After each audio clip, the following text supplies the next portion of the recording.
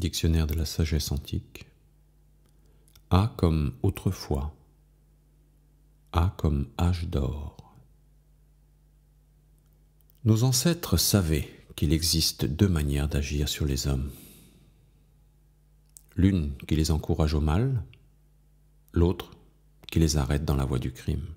Ils savaient que chez les peuples où il n'existe pas de surveillance et où les règles de la justice ne sont pas suivies avec exactitude, les natures, même les meilleures, se laissent entraîner à la corruption. Tandis que, s'il est difficile de se soustraire à la lumière en se livrant à un acte répréhensible, comme aussi d'échapper au châtiment après avoir été découvert, les mauvaises mœurs disparaissent. Convaincus de cette vérité, nos ancêtres contenaient à la fois les citoyens par la répression et par la surveillance, de telle sorte que les hommes qui avaient commis des fautes devaient d'autant moins s'attendre à échapper à la justice que les magistrats avaient pressenti d'avance ce qu'ils devaient en commettre. Aussi ne voyait-on pas alors les jeunes gens fréquenter les maisons de jeu, ni les joueuses de flûte. On ne les voyait pas se dissiper dans des réunions semblables à celles où ils passent aujourd'hui leur temps.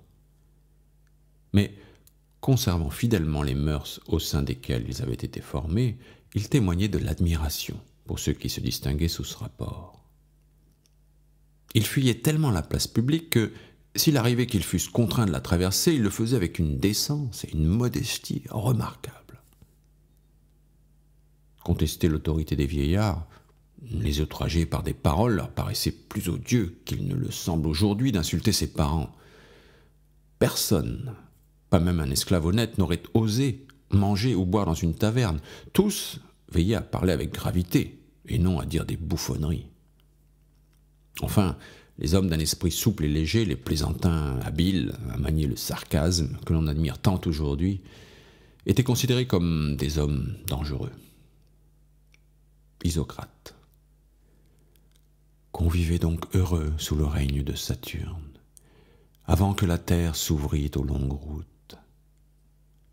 Le pin n'avait pas encore donné le bois du bateau bravant les ondes d'azur, ni livré au vent le gonflement d'une voile déployée. Errant à la recherche du quin et des terres inconnues, le marin n'avait point encore chargé son vaisseau de marchandises étrangères. En cet âge heureux, le robuste taureau ne portait point le joug, le cheval ne mordait point le frein d'une bouche domptée, les maisons étaient sans porte. Aucune pierre fixée dans les champs n'assignait au labeur une limite certaine. Les chênes eux-mêmes donnaient du miel, et les brebis d'elles-mêmes venaient offrir leurs mamelles pleines de lait aux hommes sans inquiétude. Il n'y avait pas d'armée, pas de colère, pas de guerre. L'art sans pitié d'un cruel forgeron n'avait point inventé le glaive.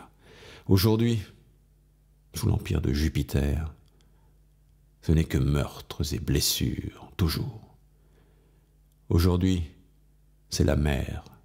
Aujourd'hui, 1000 voies brusques qui conduisent à la mort. Tibulle, Élégie.